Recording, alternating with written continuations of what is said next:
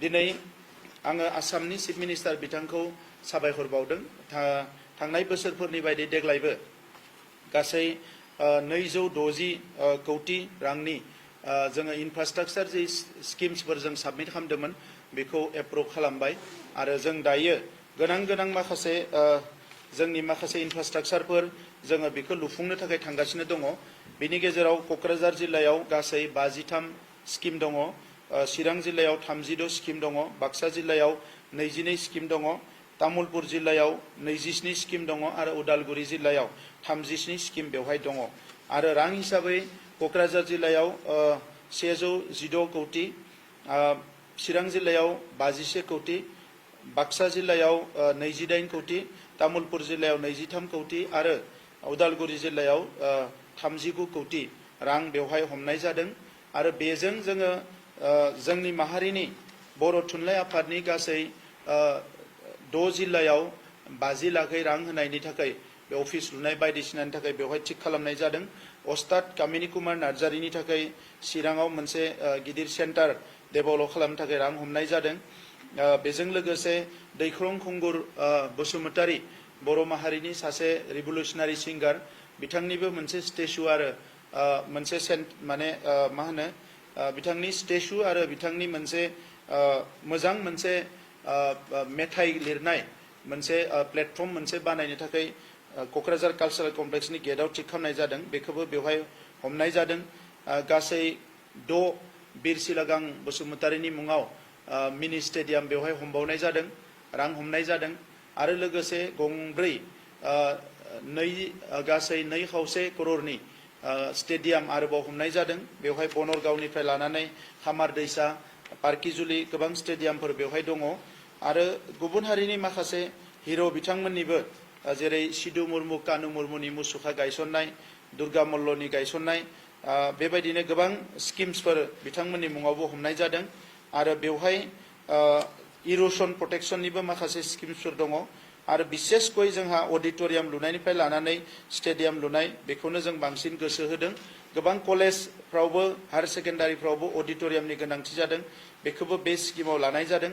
लोगोसे जोंनि गिबि मुंख्लं सुजित नार्जारी बिथांनि मुङाव 2.5 करोड़नि मोनसे रां हमनाय जादों, जे एप्रुभ खालामनाय जादों। बे बाथिपारायाव साउथ क'क्राझार दखरा एबसुनि माखासे जोंनि बिबानगिरिफ्रा बेवहाय मोनसे हा हगारनानै होदों।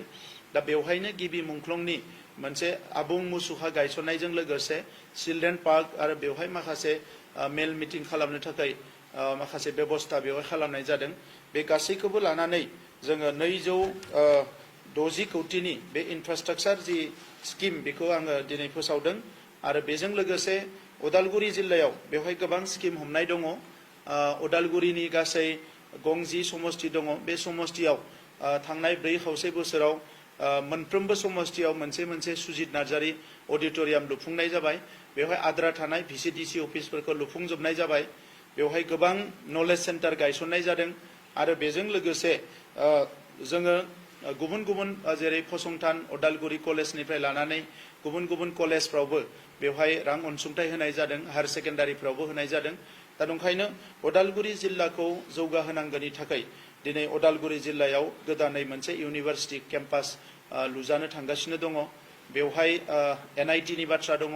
आरो लोगोसे जे जोंहा स्पर्ट्स एकाडेमि हाइब्रिद एसे गोदान मडेलनि स्पर्ट्स एकाडेमि, बेवहाय अलिम्पिक स्टेन्डार्डनि माखासे साइक्लिं खालामनाय बेनिफ्राय लानानै सुइमिं पुलनिफ्राय लानानै गोबां प्रभिजन थानाय मोनसे स्पर्ट्स एकाडेमि प्राय 186 करोड़नि बेयो एप्रुभ जाबाय। दा बेखौबो जोङो थाबैनो लुगोन। दा ओंखायनो बे गोलाव सम जोंनि सोमावसारनायाव उदालगुरि ओनसोलनि आइ आफा रायजो राजाया जेरैबायदि मदद होदों, बेबायदिनो आथिखालनि जि BTR सरकार जोङो बे ओनसोलखौ जौगाहोनो थाखाय गोबां स्किम लानाय जादों। बे स्किमफोरखौ थाबैनो मोगथां महर होनो थाखाय जोङो खामानिखौ मावफुंनो थाखाय आखायाव लागोन। उदालगुरियाव मैदेर आरो मानसिनि गेजेराव जानाय दाङाबाजिया उदालगुरि आरो बाक्सायावनो बांसिन जानानै दङ। बेयो जोबोद दुखुनांथाव। क'क्राझार आरो चिराङाव एफा एफा दङ नाथाय अदालगुरि आरो बाक्सायाव बांसिन जानानै दङ दा बेखौ लानानै जोङो फरेस्ट बिफानाव थाबैनो सावरायनाय जादों जाहाथे बेखौ पार्मानेन्ट सलुसन खालामनो हायो बिनि गेजेराव माखासे सलार जि मोनसे फेन्सिं बेखौ दायो होबाय थानाय जादों आरो बिनिख्रुइ बांसिन मोजां आरोबाव माखासे आदब खायदा जोंनि इन्टारनेशनेल एनजिअफोरजों रायलायनानै बे ओनसोलाव जाहाथे मैदेर आरो मानसिनि संघातखौ जोङो फोजोबनो हायो बेनि थाखाय माखासे बिथांखि लानाय जादों आं सान्दों जे फैगौ बोसोरसे बोसोरनैनि गेजेराव बे बिथांखिफोरखौ मोजाङै मोगथाङाव महर होनानै बे ओनसोलनि रायजो राजाया मैदेरनिफ्राय मोननाय माखासे उसुबिदा आरो मैदेराबो मानसिनिफ्राय मोननाय उसुबिदाफोरनिफ्राय बे जेंनाखौ बोस्रांनो हागोन होननानै आं मिजिंथिदों मैया बागुरुम्बानि सायाव मोनसे मिटिं जालांबाय आसामनि चिफ मिनिस्टार बिथांनि दैदेननायाव मैया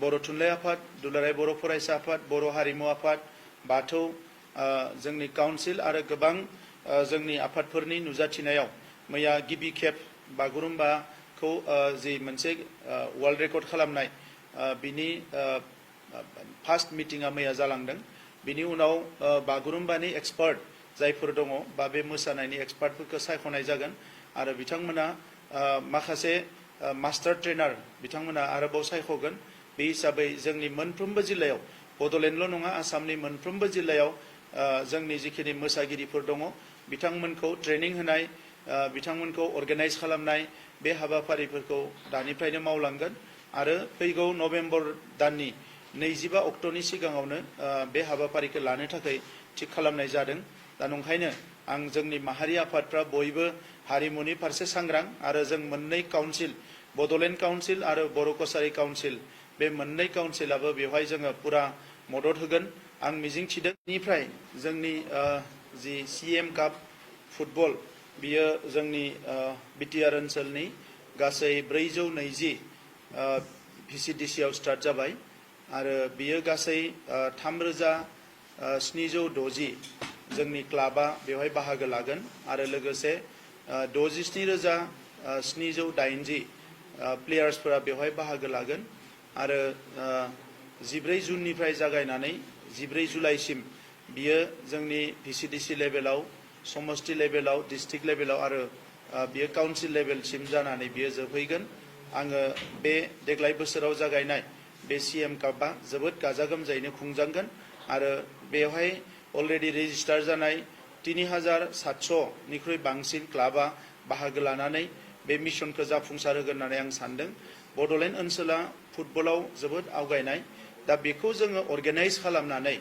आरो जोंनि जि प्लेयारफोर दङ बिसोरनो ट्रेनिं होनानै बिसोरनो बायदिसिना सुबिदाफोरखौ होनानै एसेबाव जोङो आवगायलांबावनो हायोब्ला जोंनि बड'लेण्डनिफ्राय आथिखालावबो जों नुनो मोनो जे रिजनेल लेभेलाव एबा स्टेट लेभेलाव बा काउन्सिल लेभेलाव बा जोंहा नेशनेल लेभेलाव जोंहा गोबां प्लेयारफोर अलरेडि जोंनि गेलेनायखौ नुनो मोनो बे हौवासाफोरल' नङा हिन्जावसाफोरबो बेवहाय गेलेनायखौ नुनो मोनदों जोंनि बर' हिन्जावसाया नेशनेल लेभेलाव केप्टेन लेभेलाव गेलेहैनायखौ नुनो मोनदों दा बेनिखायनो बड'लेण्ड सरकारा जों एबार थांखि लादों देग्लायनिफ्राय जोङो CM काप खुंनानै जोंनि हाजार हाजार फुटबल गेलेनो मोजां मोनग्रा लाइमोनफोरखौ थुलुंगा होगोन बिथांमोना जाहाथे फैबाय थानाय समाव नेशनेल इन्टारनेशनेल लेभेलनि प्लेयार जानो हायो दा नंखायनो CM कापआव जायफोर बाहागो लादों बे गासैबो क्लाब आरो गासैबो जोंनि जे प्लेयार्स बिथांमोनखौ आं बरायदों जोंनि स्पर्ट्स डिपार्टमेन्टनि EM दावबायसा बर' आरो स्पर्ट्स डिपार्टमेन्टआ बेखौ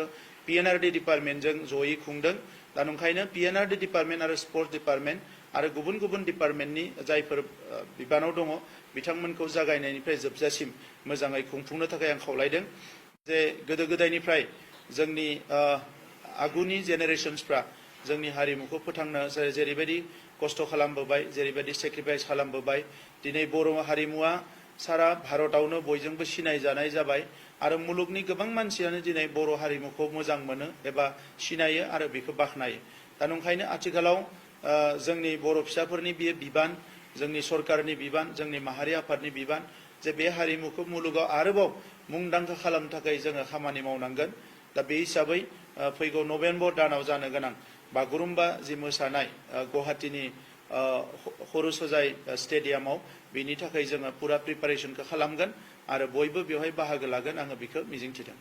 আজি